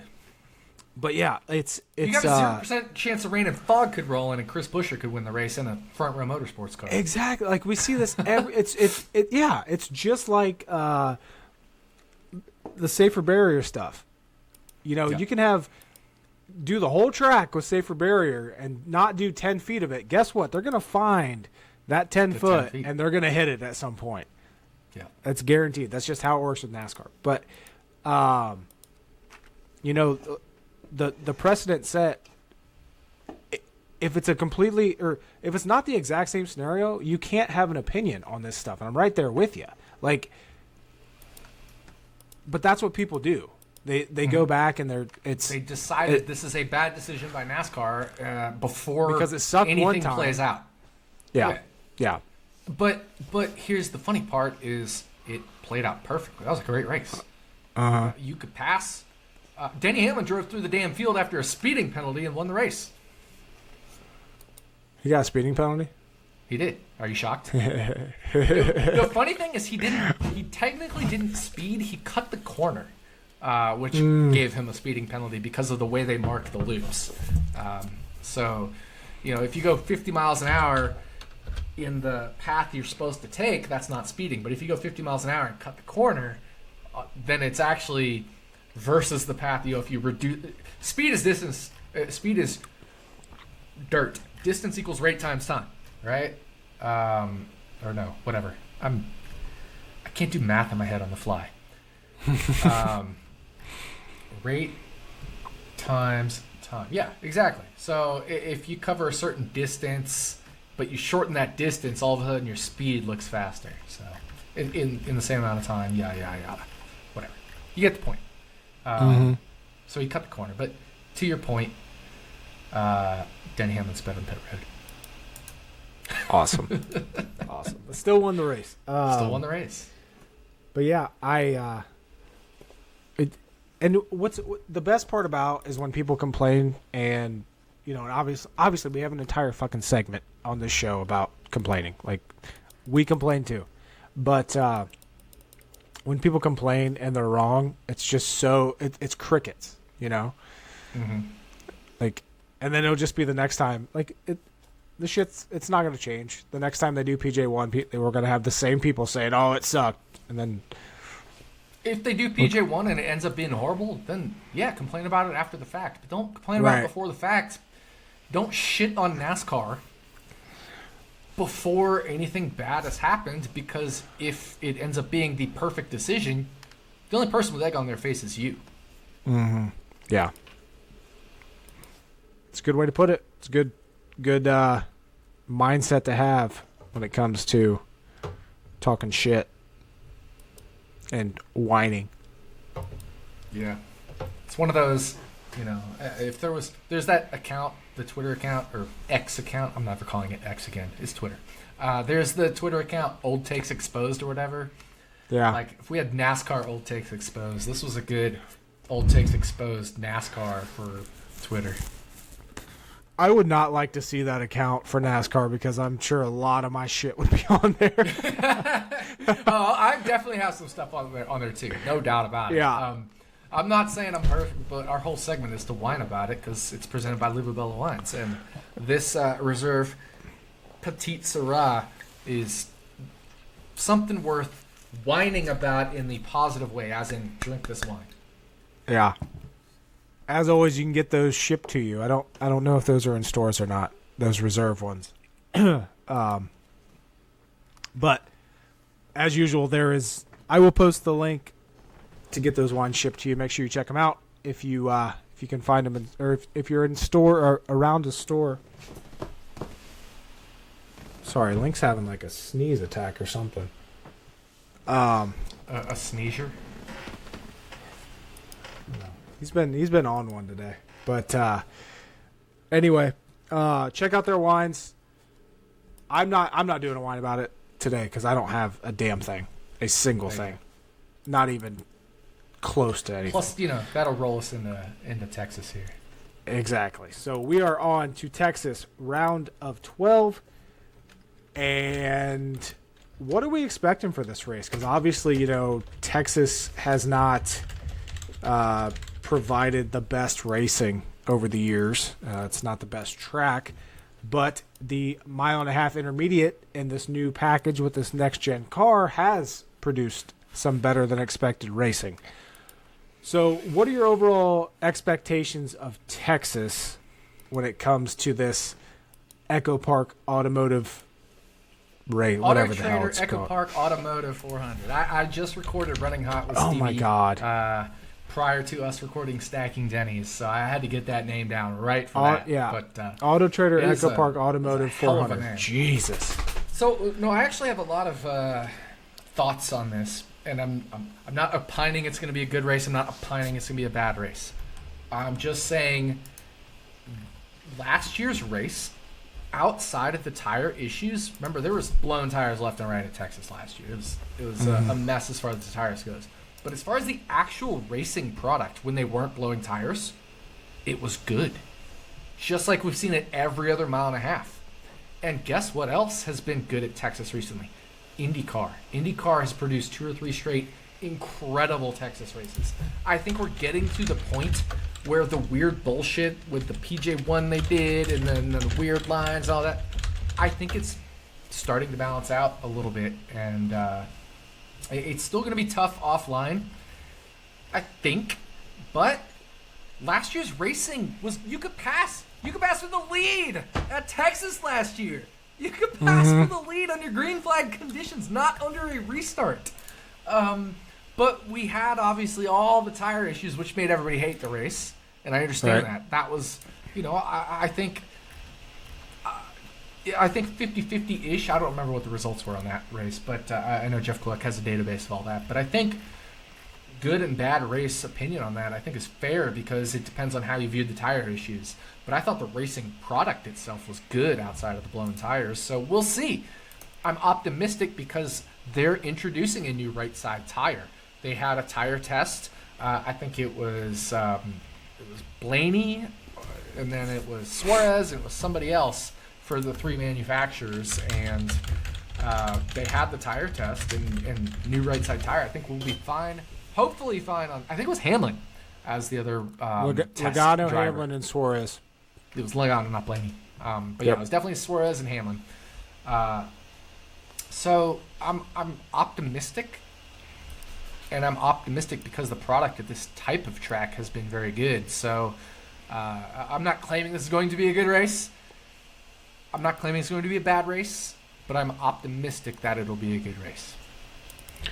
Do you think we see the tire issues still? I mean, obviously they came into play at Kansas again.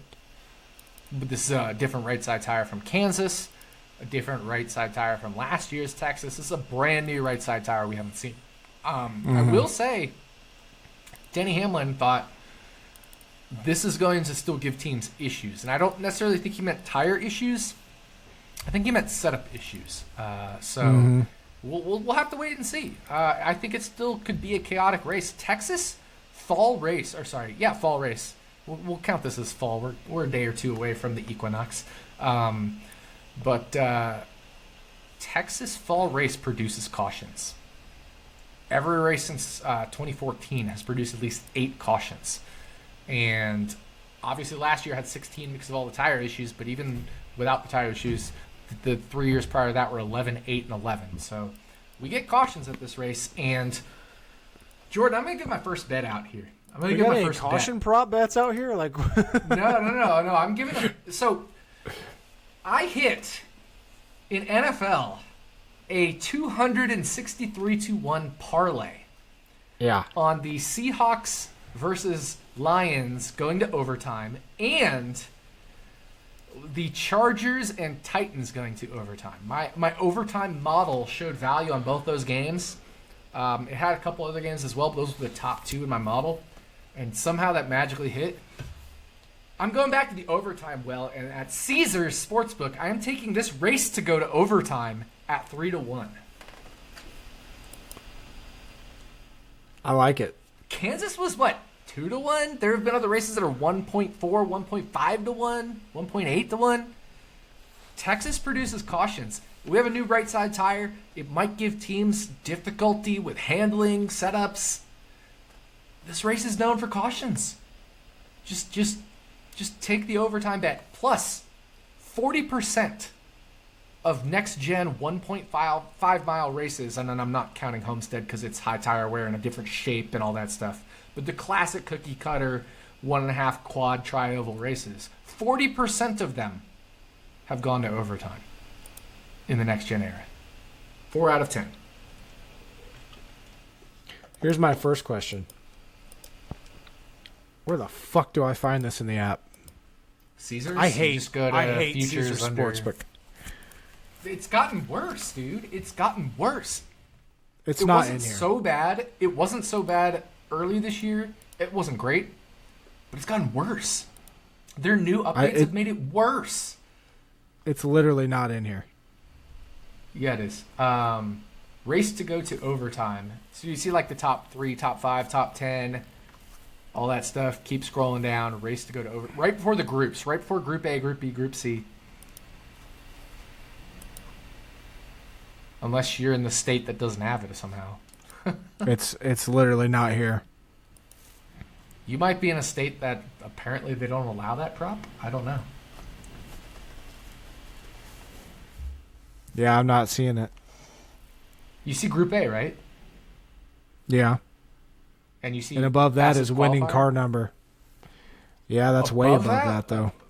You're okay. So yeah, you're like way out of order compared to me. Yeah. So mine goes race winner, top 3, top 5, top 10, fastest qualifier. Those are the first 5 that are listed. Oh yeah, mine's like completely out of order compared to yours. Are you on the futures bets tab? Yep. Weird. Mm-hmm. I will note I like that they added number of Chevys in the top 10, number of Fords in the top 10, number of Toyotas. For me.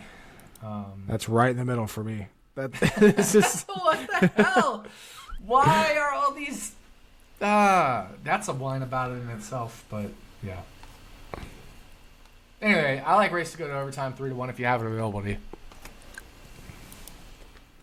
If I could find it, I would bet it, but I'm not seeing it. Oh well. But that's an interesting stat. How many? Do you know off the top of your head or in front of you how many fall Texas races have gone into overtime? The last 3 or 4 have not. I looked that up specifically. All the cautions have somehow magically not been overtime. But, I think we should look at a bigger sample size than specifically overtime at Texas. I want to look at more like the number of cautions at Texas, the caution laps, the similar tracks that go to overtime, etc. Mm-hmm. And so I think when we expand the sample size, I think 3-1 is pretty solid value. Mm-hmm. Plus, just adding in the uncertainty of, like, maybe this tire just fucks everyone over like Denny Hamlin said it will. Right. I said it in way more aggressive terms than he did. Also, okay, so what if we parlay that with your overtime football bets? The problem is Caesars does not have good overtime odds for NFL. FanDuel has great overtime odds. Apparently, I didn't look. PointsBet has very good overtime odds for NFL. But all the rest of the sites suck ass for NFL overtime odds. DraftKings is way worse than FanDuel. Caesars way worse than FanDuel. MGM way worse than FanDuel. And I'm not talking like close. Like FanDuel's like 13, 14, 15 to 1 on some of these games, and these games are like 8, 9, 10 to 1. On the other sites, I should say. So how quickly do you think FanDuel shortens their lines? Well, FanDuel's lines are pretty good. Hit those like honestly, if I look at FanDuel's odds compared to my NFL model, and I know this is an NFL podcast, but if I average the odds I'm getting with their odds, it's pretty much dead on even. So I'm just finding an edge based off of specific data things that I'm not going to give away, obviously, because I don't want FanDuel to figure out where the edge is. But overall, their odds are in line with the NFL average overtime. It's all the others are just juicing the hell out of it to rip people off. Yeah.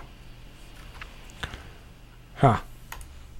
Speaking of bets, obviously you like the overtime bet. Any other bets you're liking already for Texas coming up, or everything else pretty? I will say top 10 bet that caught my eye is Austin Dillon 8-1. Yeah, I like that one. I like Austin Dillon to win 250 to 1. Really? He's won at Texas recently. I was also researching Texas record, and obviously, he won in 2020.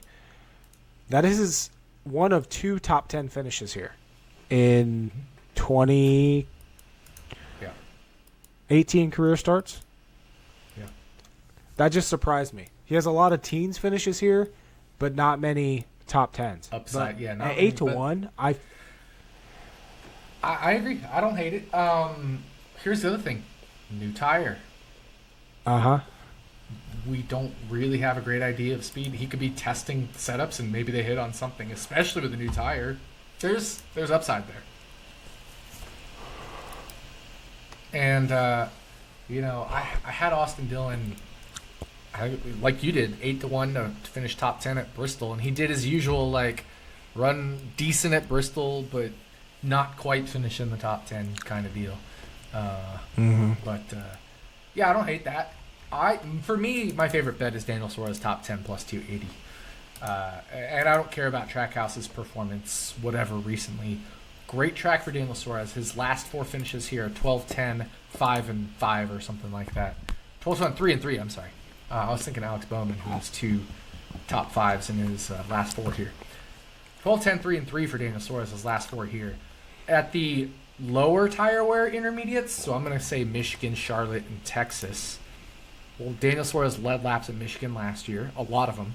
Led a lot of laps at the 600 last year, and then finished 6th at Michigan earlier this year, just a handful of races ago. And then you can add in Las Vegas and Kansas as other similar comp tracks, and he's run inside the top 10 in speed in those. His average finish at 1.5 mile tracks this year is good enough there. So Daniel Suarez at plus 280. Plus, he did the test here for the tires. Right. So, and we know when we say tire test, they're not testing tires. They're testing setups. Mm-hmm. They're giving feedback on the tires. But those teams are testing setups. So they're going to have a head start. Trackhouse is going to have a jump start on setups here. And we saw the same thing with Bristol. We saw those teams that tested did really well. Ty Gibbs, you said led 100-something laps. He tested at Bristol for the tire test for Bristol and did amazing. Daniel Suarez plus 280 for top 10 is a great bet. And that's available on FanDuel right now. There's 275 at 365. There's 275 at DraftKings, I think. So I'm totally fine giving up the 5 cents if that's what's available to you. Right. I will not be making that bet just based on principle because I hate Daniel Suarez. But it'll be interesting to see how that affects Ross Chastain. Trackhouse. I like Chastain this weekend too. Because his track record here isn't good at all. Nope. Although he did have 2 top 5 stage finishes in the race last year, ended up finishing 13th at the end of it. I don't know what happened, but I'm assuming maybe like a penalty or some shit. Last year's Texas race was such a shit show. I honestly haven't even tried to figure out last year.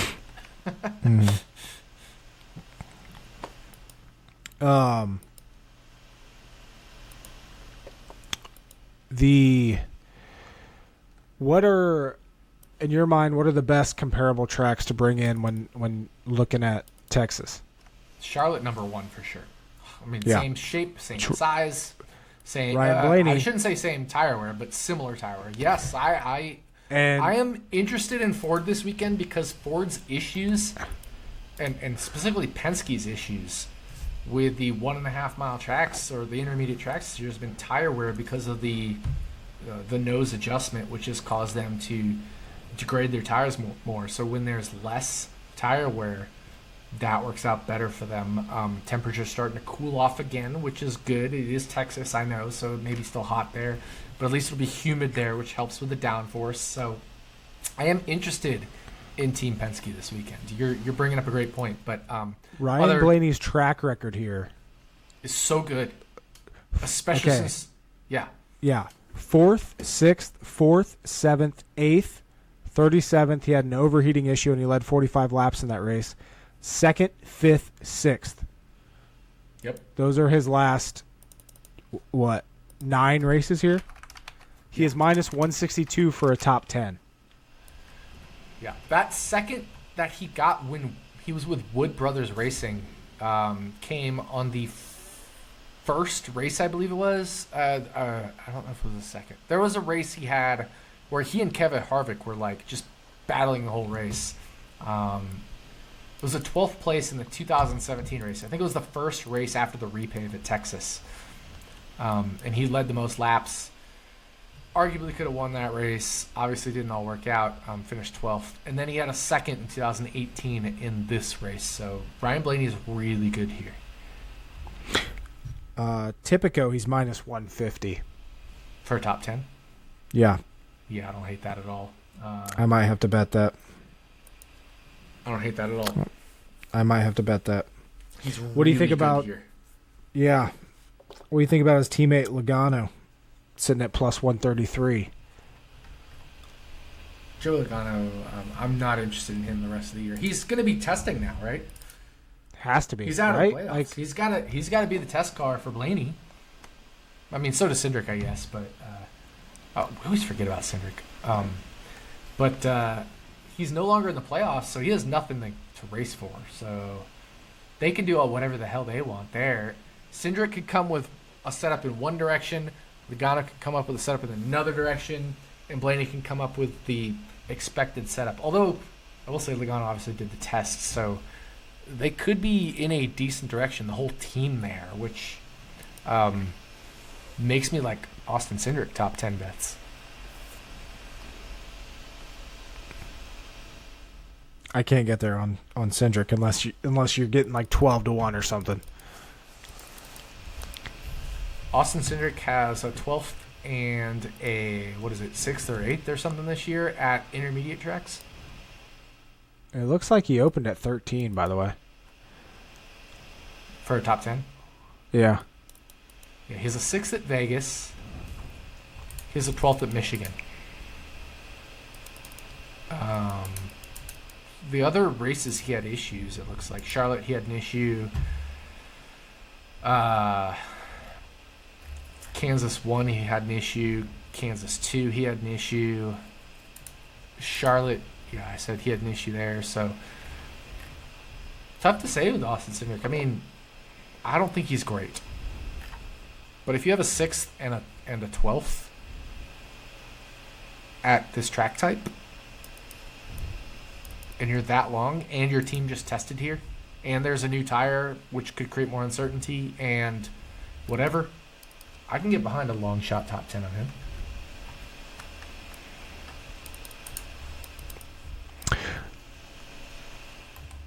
I'm looking, just kind of. I paid no attention to Austin. I'm like you. I forget about him all the time. Me too. Just I always forget about him. momentum-wise, last 4 races, 31st or worse every single race. I don't give a shit about that. I know. I know. He did. Yeah. Did you say he finished 6th at Vegas earlier this year? Yeah. Yeah. I don't know. Obviously, I'm not betting it, but I'm not either. That's I'm just just me. saying I'm curious about it because what do you? Yeah. it's one of those like maybe he'll end up showing speed and then we lose the value anyway in Right. practice qualifying.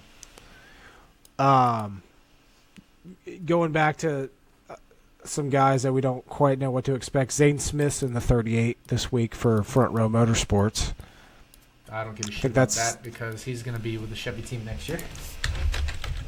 Valid point. That was the dumbest deal of all time. Like, and all of a sudden Todd Gillen's going to be back full time next year in that car. So why did you kick him out for 5 races?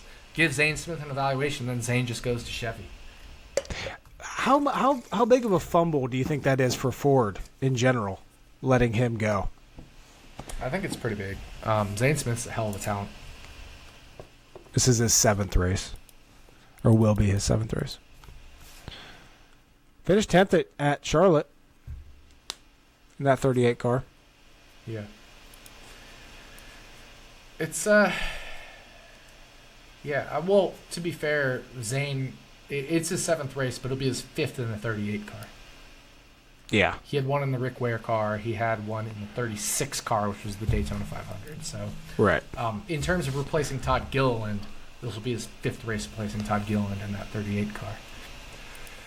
But no, I'm not interested. I'm not interested in that.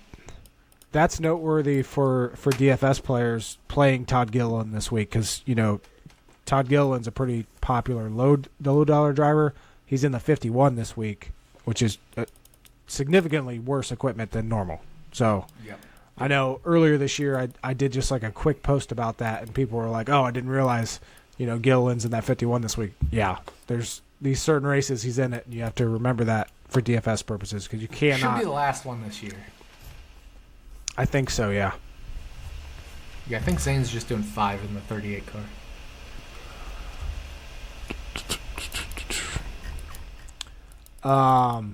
Current favorites to win, no surprise up top. Larson, Hamlin, Byron, been the fastest at this track type this year. You can actually get Larson at 6-1. He's 450 on DraftKings, but 6-1 on BetMGM. Hamlin, you can't get him longer than 5, and Byron you can get up to 8. You agree that those should be the 3 to beat this week? Honestly, I have no idea. I legitimately have no idea. I would be lying if I told you I knew how to handicap this race very well because what we saw last year, because of what we've seen this year, because we haven't really run, aside from Michigan, which is a little different, we haven't really run like a lower tire wear 1.5 miles since Charlotte, and now we're doing a new right side tire, and we don't have great data from last year. I don't know what to expect. So I'm mostly holding off. Even when I recorded Running Hot, I gave out a lean.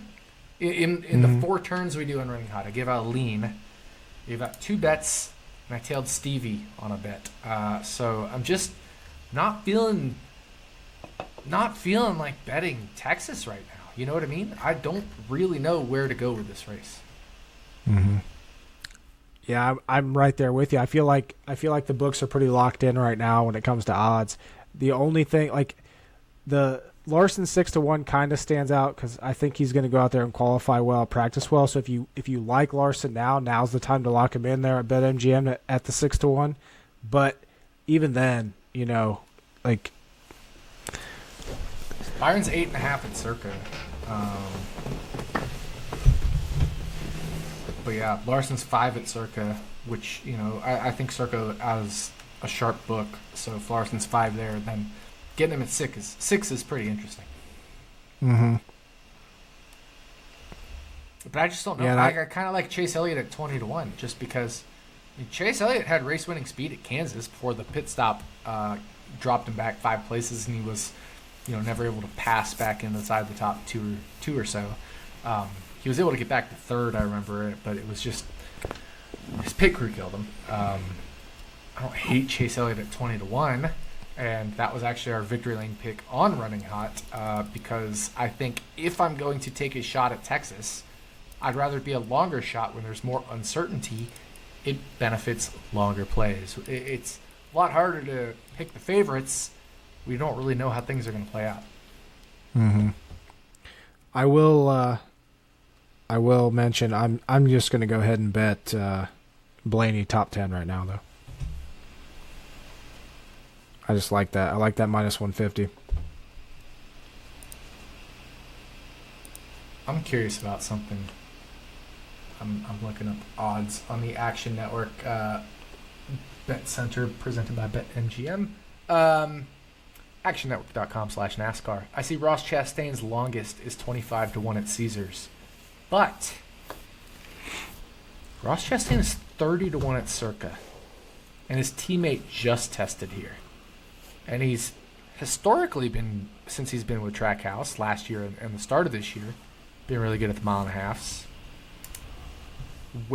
And I know you hate Ross Chastain.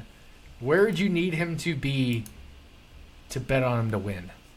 75-1. No. No, I could get... He dominated Kansas and Las Vegas races. He, last year, led a bunch of laps at Charlotte. I understand their team's performance is down. And I understand you don't like him. But do you really believe 75-1?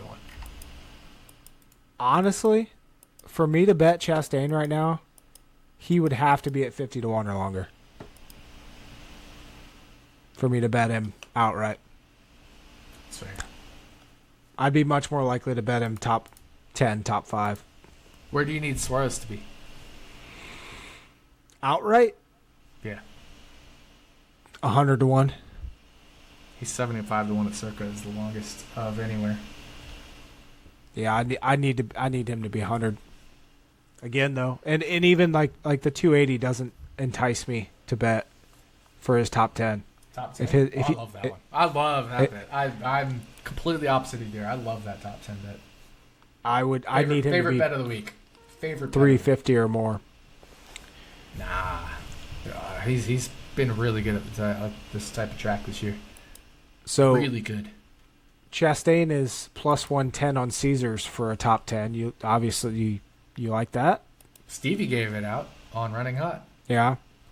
Yeah, I don't know if I'm there with Ross, but 280 is massively different. I mean, Daniel Suarez only needs to finish top 5 approximately 25% of the time. It's technically 26.3%. But if he finishes top 10 1 out of 4 times, you're pretty darn close to value there. You don't think they'll run Texas 4 times? Daniel Suarez, who's really good at Texas, doesn't finish in the top 10? It's possible. That's what I'm saying. Have you bet it yet? Yeah. Oh, yeah. I already bet Okay. Suarez top 10 Okay. plus 280. That's the only bet I've, legitimately made aside from the overtime bet at Caesars, and then I tailed Stevie on Ty Gibbs top 10 plus 150. I like that. Of my own, I like how that team's of running my right now. own bets, I've made Daniel Suarez top 10 plus 280, and I've made overtime 3-1. Those are the 2 bets of my own that I've made.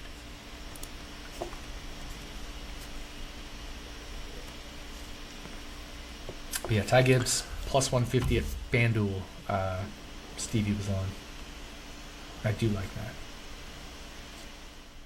I do like, and that maybe it's a little bit of recency bias, with how well he performed at Bristol, but that team is just like the speed's there, and I can't wait to see what that kid can do next year in his sophomore year. Yep, I agree with that. Oh. Let's see. So, Charlotte, obviously, you said the best comparison track here for Texas. Ryan Blaney won that. William Byron, Truex, Bubba Wallace, and Tyler Reddick. Bubba Wallace is an interesting one for me because he doesn't have the best track record here at Texas, but that car has been so good on the intermediates this year. He's sitting there for a top 10 finish, plus or even money there at draft or at FanDuel. What do you think about that? I like Bubba I also Wallace. noticed Actually, so Mike- Bubba Wallace over Brad Keselowski in head-to-head is what I love. I That's- was actually gonna. that's what I forgot. Michael Roberts I put- forgot because I didn't. I just recorded Running Hot right before this, and because Stevie gave that one out of Running Hot, I actually bet that I was going to put that in the outline for me and Stevie because I bet that one as well. Totally forgot about that, but yes, I was going to be on Bubba Wallace over Brad Keselowski on Running Hot, except Stevie put it in the outline before I did. So, yeah, I love Bubba Wallace over Brad Keselowski. And is that just because Keselowski's been garbage on intermediates this year? Yeah, pretty much. I mean, Bubba's been amazing. Mm-hmm. You look at the comparison. There's not really a comparison. It's not even close. Right. By the way, I want to circle back to was Suarez. What do you think his, without looking, what do you think his green flag speed rank was at Michigan? At Michigan? Yeah. 9th. 8th. Yeah. It's Eighth. hard for me to go plus 280 on a guy who was 8th in speed at the most recent intermediate, aside from Kansas, I guess.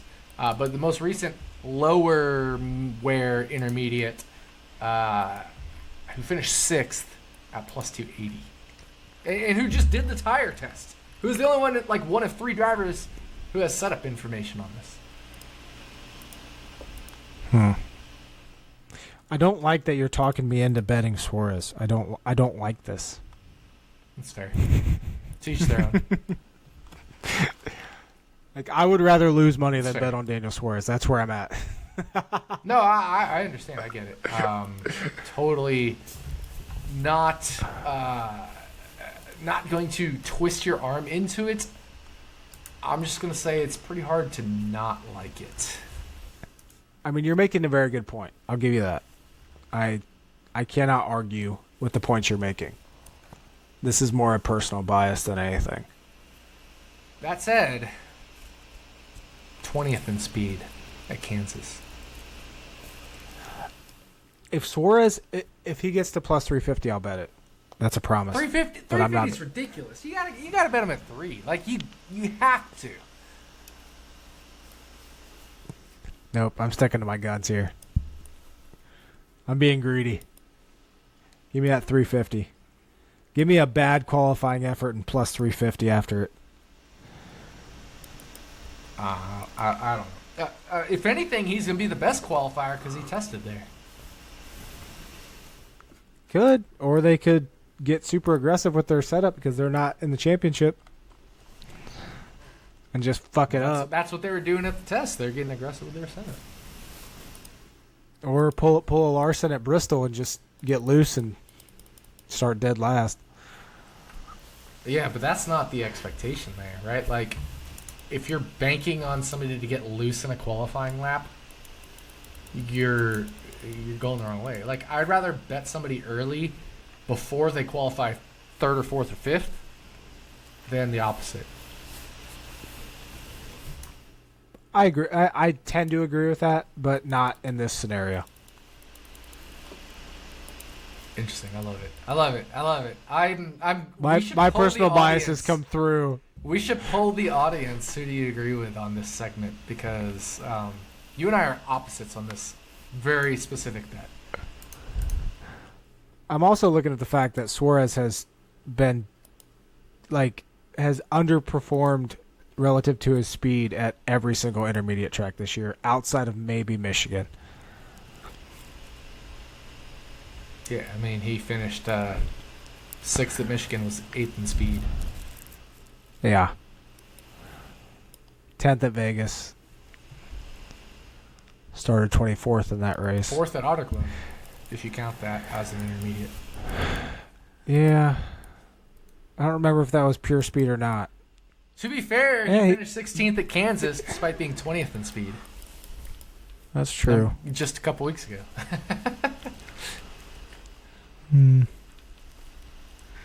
Interesting. You know I'm not a Daniel Suarez guy either. Like, I'm not. I remember, and I almost, like, felt horrible about this because it would have been terrible if it happened the day I said it. But we all got together at PJ's place last year for the Coca-Cola 600, the Indy 500, that whole thing. And Daniel Suarez is 40 to 1 to win the Coca-Cola 600. And I said, if he wins the 600, I will eat shit. And then he led like 50 laps or something. I was like, dude, I'm going to have to eat shit. Right. I said that literally. at one point. So, you know I'm not a Daniel Suarez guy. I remember that now.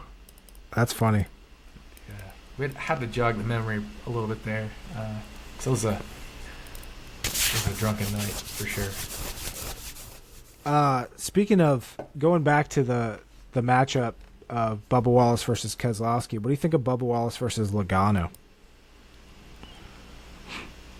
Logano did the tire test. I'd rather him face Keselowski. Yeah. Bubba versus Keselowski. There's also Keselowski versus Kyle Busch on 365. Okay, actually, so we haven't even done this, but are we making predictions for the next round? Like we did for the... Yeah, we can. I haven't done my write-up yet for it, so I'm not super prepared. Gotcha. But yeah, we can do that. I gave mine on Running Hot, and I already forgot who I gave. But I gave Bubba Wallace, not making it. I gave Ross Chastain not making it. I gave Kyle Busch not making it. Ooh. That's what reminded me of this. Yeah? And I gave Brad Keselowski not making it. Okay. So those are my 4 not making it, if you want to type them up and keep track. Yeah. As I was looking at everything, I pretty much I'm with you on Bubba, I'm with you on Kez, I'm with you on Chastain. I'm going the 4 that are under the cut line as of right now. This might change when I actually do my full analysis. Even though you like Brian. Even though you like Ryan Blaney at Texas, and obviously you have to like him at Dayton, right? Yeah, but that is so unpredictable, and he's garbage at road courses lately. He won the Roval. I don't care. Just saying. I think this is a great set of tracks for Ryan Blaney. Do you? Yeah. Obviously, Talladega is a great track for him. Obviously, Texas is a great track for him. And his Roval track record, let's see, a win, an 8th, a 5th, a 9th. He has 4 of his 5 finishes are 9th or better at the Roval. Yeah, but look what he's done lately on road courses. It's garbage. Garbage. Roval is not a full road course. Garbage. It's not a full road course. Garbage. Remember last year he was the 2nd best car at Indy. Garbage. Road course. He finished 26th, but it's because he got wrecked on the last restart. Garbage. I get what you're saying. Not on speed. Not on speed. It wasn't garbage there. I do. So you think going back to your picks, you think Buescher makes it? Buescher's good at the Roval. Buescher just won the most recent super speedway. And I don't hate Buescher at Texas, I guess. Plus, he has 21 playoff points compared to 0 for Bubba. Right. Yeah. He's 10 points ahead of the cut line already. What? Yeah. Do you see any scenario in which, outside of Bubba winning Dega, any scenario in which he advances? No. No. I think he's toast because of the Roval. Bubba's gotten better on road courses. Yeah, I mean, I guess He could eke out obviously if all the teens. playoff drivers wreck at Dega and he doesn't, I'm not saying he's bad. Like, can he advance? Yes. Right. Do I He's think not. he does? He's do I definitely not think as he bad does at road without a courses Dega as he win? was. Yeah, so I'm misrepresenting your question. Do I think he advances without a Dega win? No. I think the only way he advances without a Dega, the only way he advances is with a Dega win. I think technically, obviously, he can without, but I think it's gonna be really hard. It's gonna take a lot of shit, but this is also the round that we could see a lot of shit. I agree with that. I do agree with that, and I think he won't be bad at Texas at all. Like, I think he legitimately can compete for a top 5. Problem is, he's already 14 points behind the cut line. What if he comes out and wins Texas? I feel like every It's single one of possible. these teams It's possible. is going to be gunning extra hard to win Texas because Dega and the Roval, like, yeah. it's the only way you're safe. Yep. I agree with that. So I think that's why it's huge that Joey Logano tested here, because it's going to help Blaney a ton, and Blaney's already really good here at Texas. Mm-hmm. Blaney's amazing at Talladega, super speedways. Blaney's 4 out of 5 finishes inside the top 9 at the Roval. Like, I like Blaney's chances to get through. I just don't like it. I just don't like what Penske's doing lately. In this season, they're just. I don't know. But you like Blaney I get what this you're weekend. saying. I mean, though. you were asking about his top 10 or to win or whatever. Didn't you just bet him minus 150 to finish top 10? I was going to, but Tipico's being a piece of shit. So now I'm just irritated and I don't want to bet it. And I mean, Talladega's Talladega. But if you had to handicap Talladega, you got to put Blaney in your top 3 or 4. Right. And then it's just about the what you're Roval. saying. It's just about the Roval at that point, and arguably he's been one of the best drivers in Roval history. Okay, Doc. So do you think we see another scenario with this round of someone like a Martin Truex Jr. being in legitimate chance to miss the round of 8? Oh, yeah, for sure. For sure. You got to think there's a chance one of Byron, Truex, Hamlin, Larson has an issue at Texas. Then Talladega's Talladega. Yeah. And all of a sudden you're looking at... Larson sucks at Talladega. Super speedways. And then, remember the year Harvick didn't make it through with a gazillion wins or whatever? And then the next year Larson had a bunch of wins or whatever, and he almost didn't make it through because of the Roval, where he had battery or whatever issues it was. I mean, this track is ridiculous. The Roval is just ridiculous. It will eliminate somebody or nearly eliminate somebody. So yeah, nobody's safe in this round. It's definitely going to be. It's going to be interesting to see who wins Texas. If we thought people were safe in the first round and it turns out they weren't, absolutely nobody is safe in this round. Yeah. I hate tags on shirts. I know that's random, but I just ripped those tags out.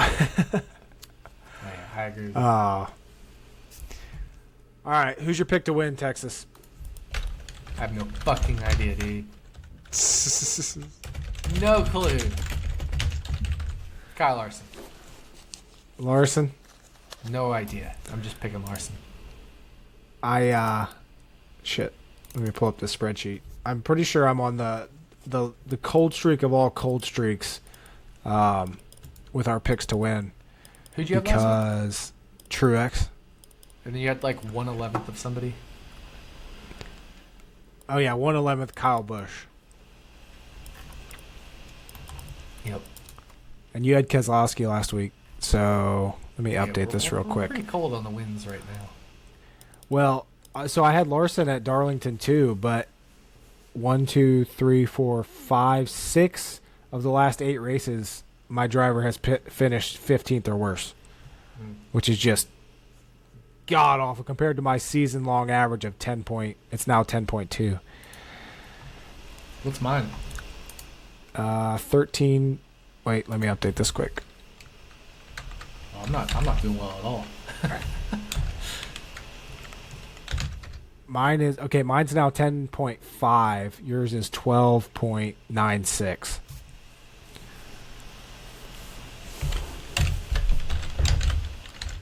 I'm at 4 wins and you're at 2. You have to catch up. So you have Larson this week, so you're going to get a third there. Okay. I'm going to go...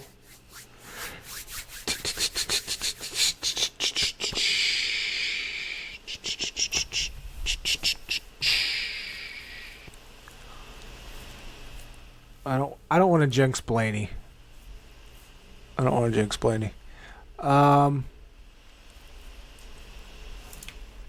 gonna make it interesting, and I'm gonna jinx William Byron.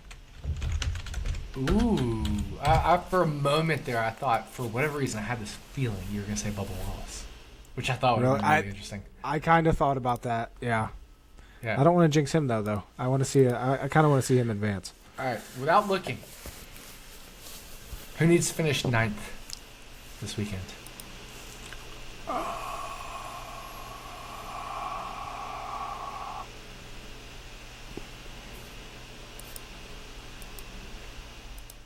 McDowell. Yep. Odds of that are probably 1 in 400. A million. I mean, he can, but it's pretty unlikely.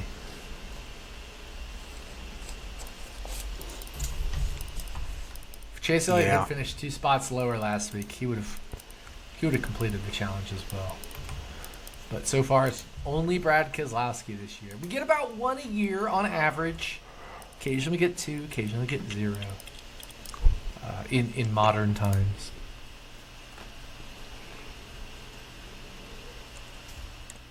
Yeah, so You think McDowell. Mallozzi will ever complete the 69 challenge? That'd be awesome if he did. Yeah, that'd be sick. Get him a good ride. Get him some more seat time. Keep getting that Outback sponsorship.